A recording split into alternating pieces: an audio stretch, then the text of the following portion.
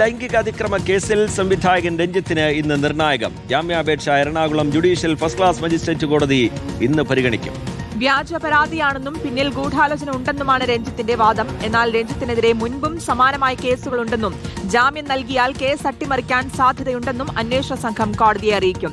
അർജുൻ മട്ടന്നൂർ നൽകും വിവരങ്ങൾ. Good morning Arjun. ഇന്നിപ്പോൾ നിർണായകമാണ് രഞ്ജിത്തിന്. നേരത്തെ ഉണ്ടായിരുന്ന കേസുകളടക്കം ചൂണ്ടിക്കാണിക്കുന്നു. അപ്പോൾ എങ്ങനെയായിരിക്കും ഇന്ന് എപ്പോഴായിരിക്കും കോടതി കേസ് പരിഗണിക്കുന്നത്?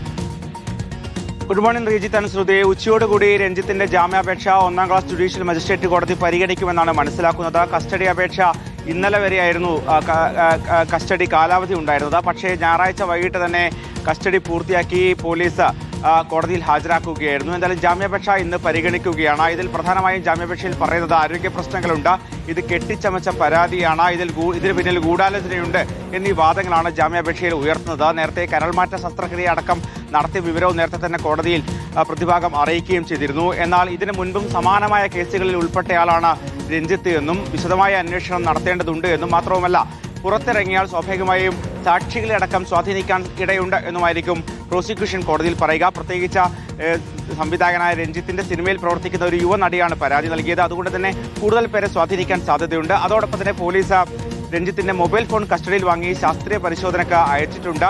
ഈ സംഭവം നടന്ന ശേഷം ഈ നടിയെ രഞ്ജിത്ത് ഫോണിൽ വിളിച്ചിട്ടുണ്ട് എന്നാണ് മൊഴി ലഭിച്ചിരിക്കുന്നത്. എന്നാൽ നടി ഫോൺ എടുത്തിട്ടില്ല. അതുമായി ബന്ധപ്പെട്ട വിവരങ്ങളൊക്കെ തന്നെ പോലീസിന് ലഭിക്കുകയും ചെയ്തിട്ടുണ്ട്.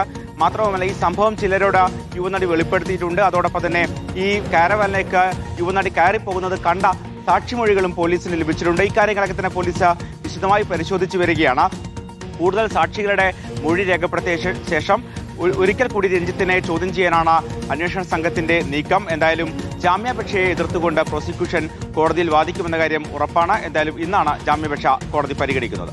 സംവിധായകൻ രഞ്ജിത്തിന്റെ ജാമ്യാപേക്ഷ ഇന്ന് പരിഗണിക്കുകയാണ് ലൈംഗികാതിക്രമ കേസിൽ. അർജുൻ മട്ടന്നൂരാണ് വിശദാംശങ്ങൾ നൽകിയത്.